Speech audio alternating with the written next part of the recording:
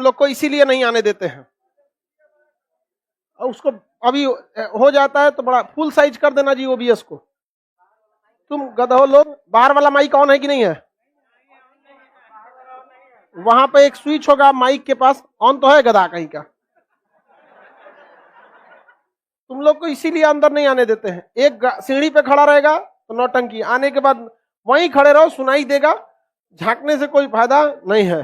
नहीं समझ में आएगा क्लास के बाद कहना कि सर हमको समझ में नहीं आया।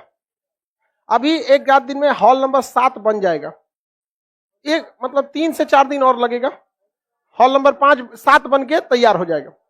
ठीक है, नहीं समझ में आएगा तो तू हमसे कहियो। ठीक है,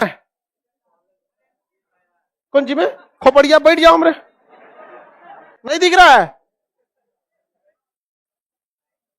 लाइव में सब लोगों को गुड मॉर्निंग। पटना में क्लास भयानक भीड़ हो गया है, इसको एडजस्ट कराने में ही आदमी का हालत खराब हो गया। आधा तो हमको इस सबको बैठाने में लग जाता है टाइम। लड़की घर चल जाइए, आपका हिम्मत कितना खतरनाक है जी।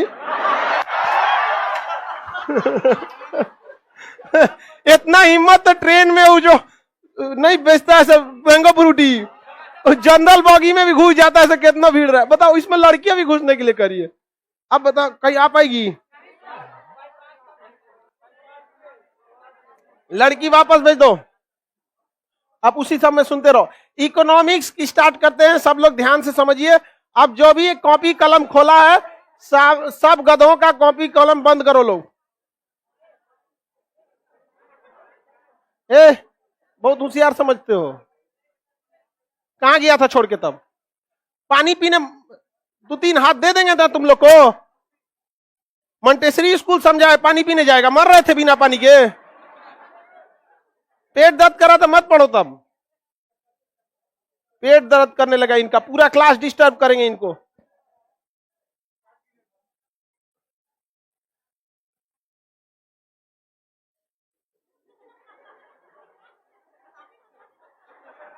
सबको तो और समझ में नहीं आता है कुछ।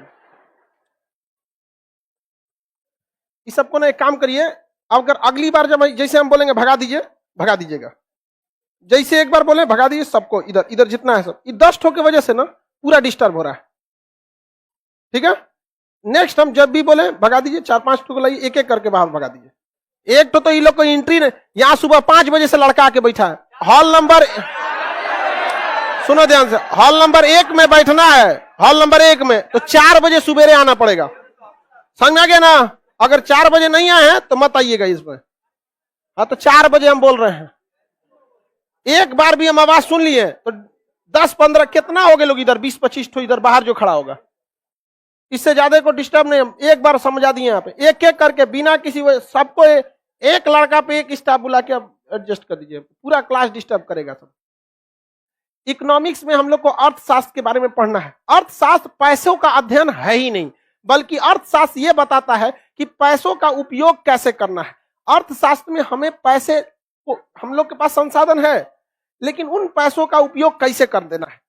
तो हम लोग का मेनली ये अर्थशास्त्र इसी को बताता है कि जो हमारे पास लिमिटेड संसाधन है, उस लिमिटेड संसाधन में किस तरह से उपयोग करना है। जैसे हमारे पास एक क्लासरूम है, ये गली है लड़कों को आने जाने के लिए, लेकिन फिर भी इसका उपयोग हो रहा है कि नहीं हो रहा है? हो रहा है। ये बाहर का जगह है खड़ा रहने के लिए, फिर भी क्लास हो रहा है कि नहीं हो रहा है? हो रहा है। तो ये अर्थशास्त्र इसी चीज का अध्ययन होता है कि हम लिमिटेड रिसोर्सेज में मैक्सिमम रेवेन्यू को कैसे जनरेट कर सके। समझ में आ गया कि नहीं आ गया? अर्थशास्त्र उसी को बताता है।